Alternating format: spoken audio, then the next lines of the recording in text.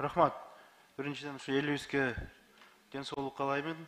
Ушул оорудан аман эсен чыгып кетсин деген тилек баардыгыбызда бар болсо керек.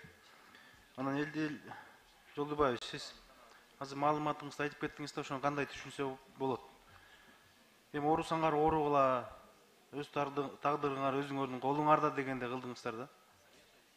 Бул өкмөттүн позициясы ушундай болуп калды. Бул оору келди, эмне кылабыз дегенде кылдыңыз да. Мен ошондой түшүнүп калдым. Ошону тагыраак жооп берсеңиз. Ато маалыматта тура эмес чыгып кетет азыр. Урматтуу Дастан Артисбекович, мындай тактоо мүмкүнчүлүгү үчүн сизге абдан ыраазыбыз. Албетте,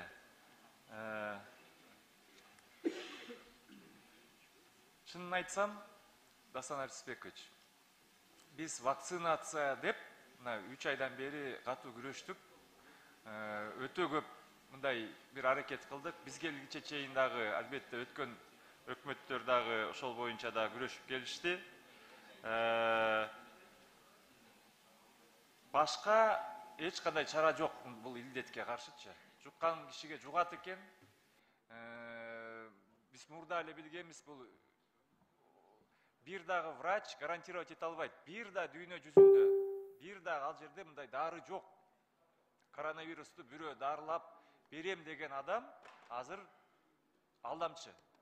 Анткени ошол эле бир мисалы эме билебиз да, кимдерге хронический оорукчандарга, карыя картандарга, анан жанагы салмагы көбүрөөк адамдарга эң катуу тиет экен. Эми ошондуктан бул жерде биз негизи бул үмүт, анан негизи албетте бул вакцинация, андан кийин кандайдыр бир менин оюмча, менин жеке оюм, мен бул жөнүндө врач, адис эмесмин, бирок негизинен көптөгөн адамдар дарыланам деп көбүнчөсү ошол самолечениядан же болбосо ошол туура эмес бир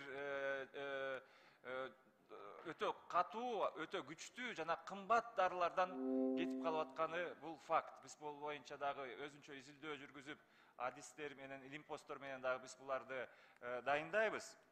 Бирок негизинен Дастан Артисбекович, азыркы учурда бул илдет келди, кезектеги биздин оюбузча үмүтүбүздөгү акыркы толкуну келип жайылды. Азыркы учурда биз мамлекет катары ушул жердин баардыгын жапкан күндө дагы уже жайылды деген сөздүн маанисин мен айткым келген да.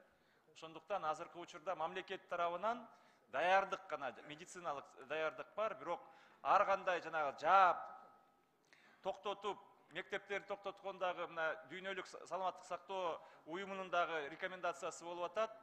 Билим берүү жактайларын баарын эле жаап салат экенсиңер, оп-оңой ошолордон баштайт экенсиңер. Бирок жаппагыла, балдарга өтө көп зыян тийип атат, билимден калып атат деп бизге да эл аралык уюмдар айтып атат. Ошол мааниде айтайын деген Дастан Артисбекович.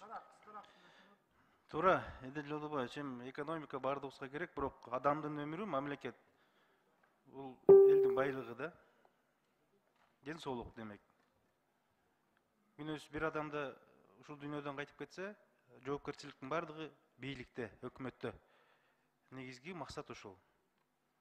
Анан пропаганда иши.